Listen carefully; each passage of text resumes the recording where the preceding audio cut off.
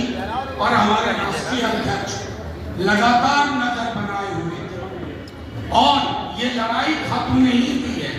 ये संघर्ष सदन, सड़क और न्यायालय तक जाएगा। मैं आग्रह करूंगा अपने नेता प्रतिपक्ष तेजस्वी जी से कि आपके समक्ष हमारी मनोभावनाओं को रखें। सभी हमारे पत्रकार भाइयों का स्वागत है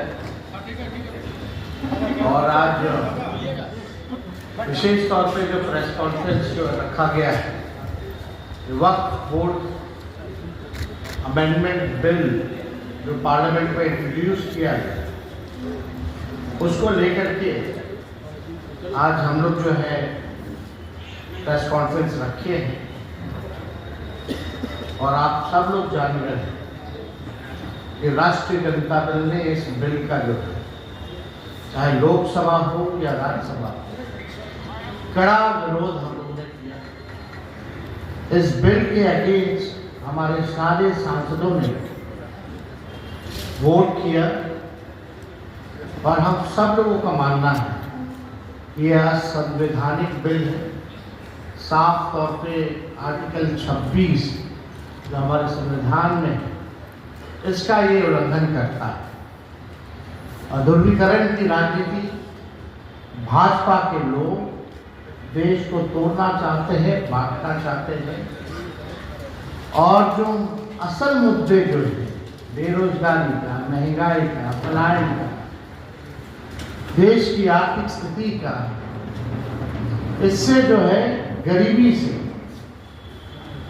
मुद्दे से असल मुद्दे से ध्यान भटका करके अपनी राजनीति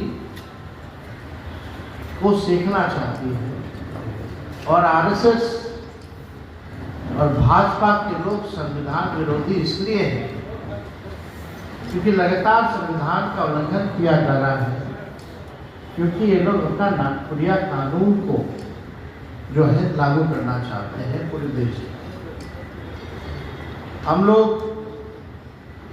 सामाजिक न्याय धर्मनिरपेक्षता के मानने वाले लोग नीति सिद्धांत वसूल की राजनीति करते हैं। सत्ता में रहे ना रहे इसकी हमको परवाह नहीं, लेकिन हम लोगों ने आज तक अपने विचारधारा से कभी भी समझौता हम लोगों ने नहीं किया है, ना करेंगे और इस लड़ाई को जारी रखेंगे। माननीय मुख्यमंत्री जी अचेत अवस्था में है, उन पे हम कोई टिप्पा टिप्पणी नहीं करना चाहते। उनकी स्थिति को देख के हमको चिंता हो रही है, लेकिन इस बिल में जो भी पार्टियां जो अपने आप को सेकुलर पार्टियां कहती हो, सेकुलर नेता कहते हैं, उनका पर्दाफाश जो है हुआ है और ये दिखाता है कि ये लोग केवल अपने कुर्सी के लिए, अपने स्वार्थ के लिए राजनीति करते हैं, ना कि देश की जनता, एकता या कोई विचारधारा की राजनीति करते हैं। ये इसमें स्पष्ट हो गया। अब कोई कितना भी आकर के जस्टिफाई करे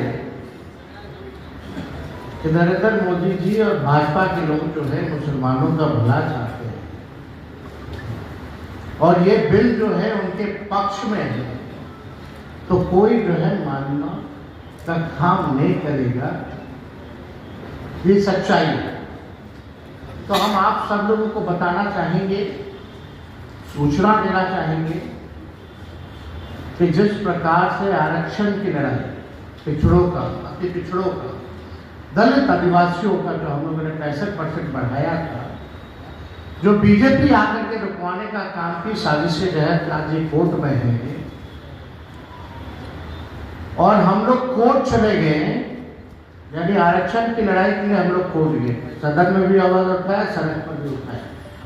ठीक उसी प्रकार से जो अन्याय जो हो रहा है हमारे मुसलमान भाइयों के साथ, इसको लेकर के राष्ट्रीय जनता दल जो है आज हम लोग कोर्ट गए हैं, सुप्रीम कोर्ट गए हैं इस बिल के खिलाफ।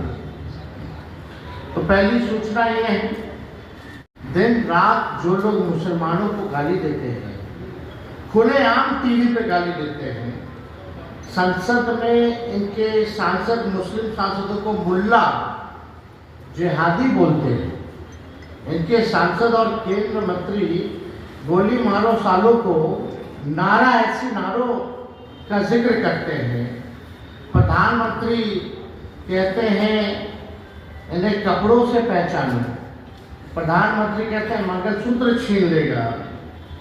इनके बिहार के बछौल कहते हैं कि इनको चुनाव का वोटिंग का अधिकार छीन लेना चाहिए। होली में बाहर मत निकलो। और ये लोग ढोंग कर रहे हैं मुसलमान भाइयों के हितैषी होने का। ये हम सब पूरी देश की न्यायप्रिय जनता ये जानती है कि असल मुद्दों में से ध्यान कैसे भटकाएं, इसलिए जो है ये बिल जो है लाया। हमारी सरकार आने पर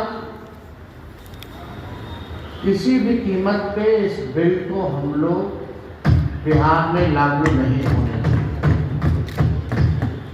किसी भी कीमत कूड़ेदान में ये बिल को फेंका जाएगा हमारी सरकार जब बनेगी।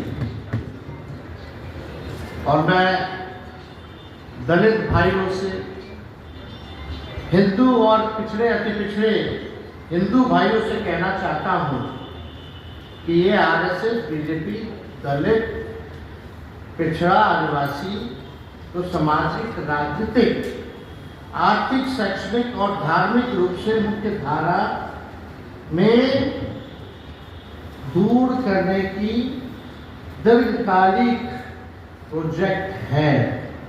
यानी ये नहीं चाहते हमारे जो हिंदू भाई हैं, चाहे दलित हो, आदिवासी, पिछड़ा, अति पिछड़ा, अभी तो मुसलमान निशाना, लेकिन असल निशाना दलित है, पिछड़ा है, आदिवासी है, अति पिछड़ा है। ये लोग नहीं चाहते कि मुख्य धारा में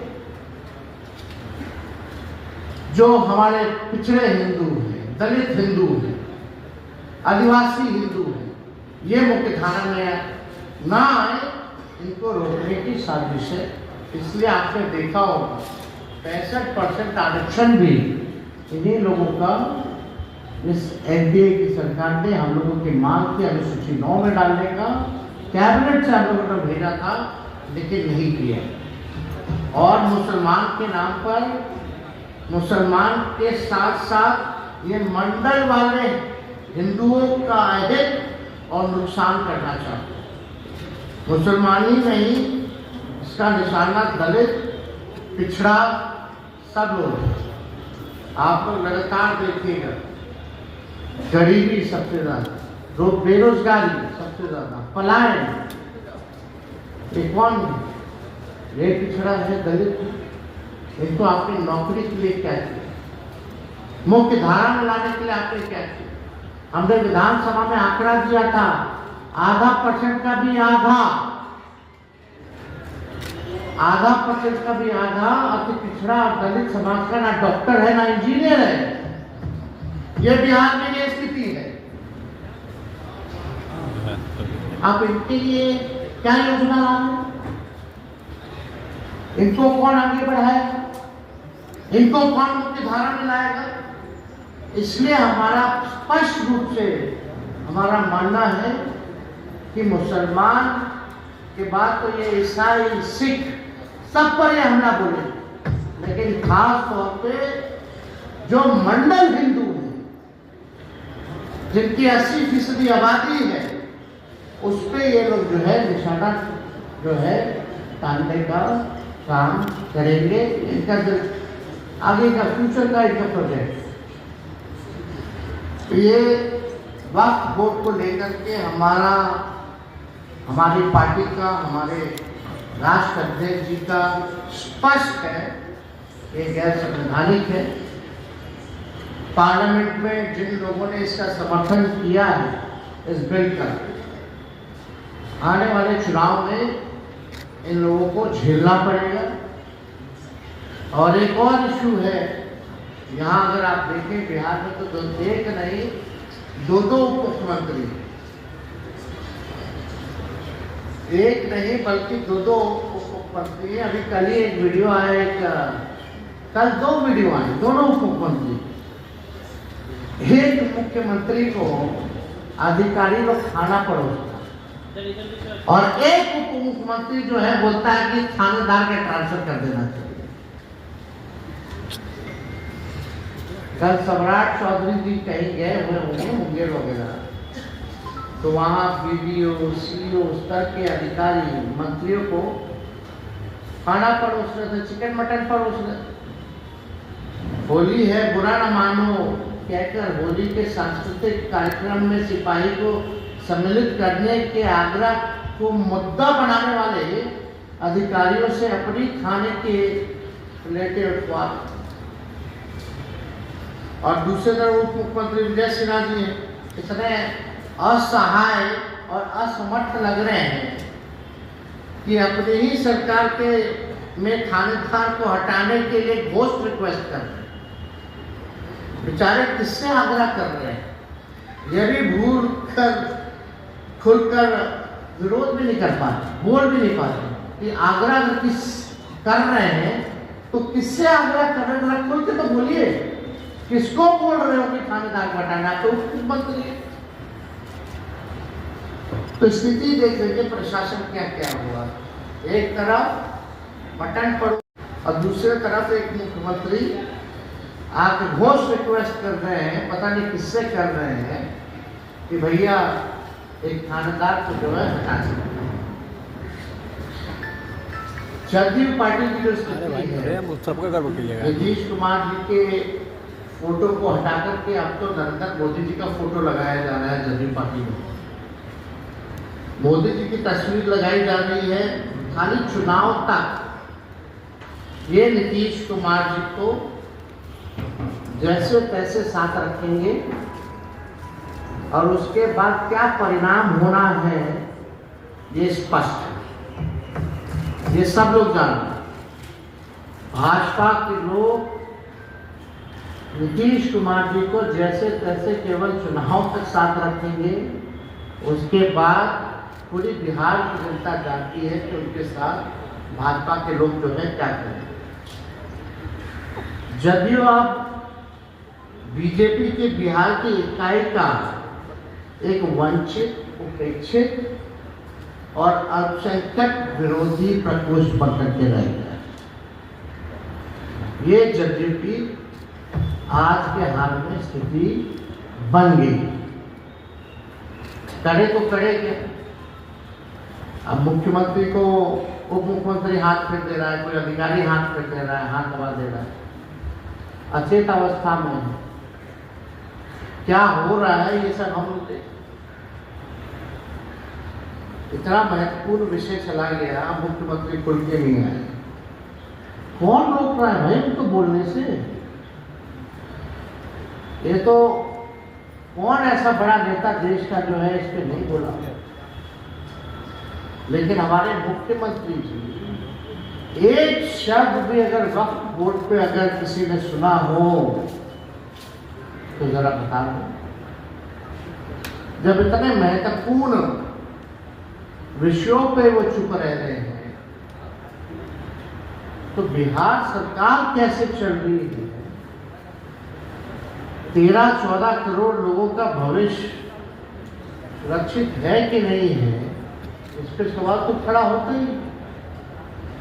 आज भी हमने देखा कि जबरदस्ती थोपा गया है जदयू के लोगों को, भाई बैठो तुम लोग, जितना लोग हो प्रेस कॉन्फ्रेंस कर लो, थोप करके बैठाया गया है। लोग कह रहा था नहीं बैठेंगे नहीं बैठेंगे, तो उनमें से इनके वर्किंग प्रेसिडेंट ललन सिंह और कुछ यहाँ चौधरी जी लोग बोले कि तुमको पद पर रहना है कि नहीं रहना है,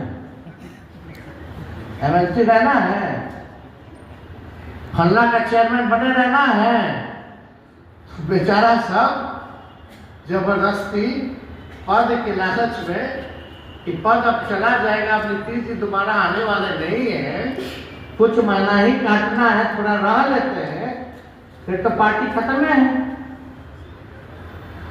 तो इसलिए ही लोग बेचारा सब मुंह लटके सब लोग जो है आज प्रेस कॉन्फ्रेंस किया है।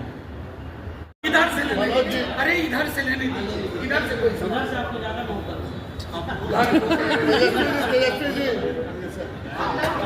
सामने सामने आपका सवाल लिया जाए। पासवान कह रहे हैं कि अब जो है इस बिल के पास होने के बाद मुसलमानों का अच्छा वोट बैंक हम लोग की तरफ होगा, एनडीए की तरफ। वो इसी में कनेक्टिंग वो पासवान था मुसलमान क्यों जा रहे हैं? अब आपको इससे क्या कहना है? अब इससे क्या बोल सकते हैं? हम तो आप पीछे से आपने छुरी मारो बोलते हैं, हम रहनुमा हैं, आप पीछे से आप छुरी मारते, क्या मतलब है? ये काम किया गया है ना, यानी तो निजी छुरी वाला काम है। मुंह में मीठा मीठा मौका मिला तो छुरा मारो अपने स्वार्थ में।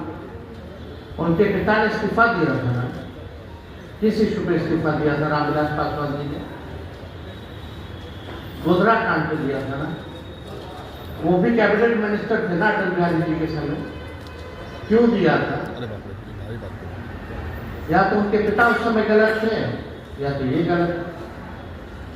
अब उससे आप पूछ लीजिए कि आपके पिता गलत थे या चिराग पासवान गलत थे, वो क्या कहते हैं? तेजस्वी जी एक सवाल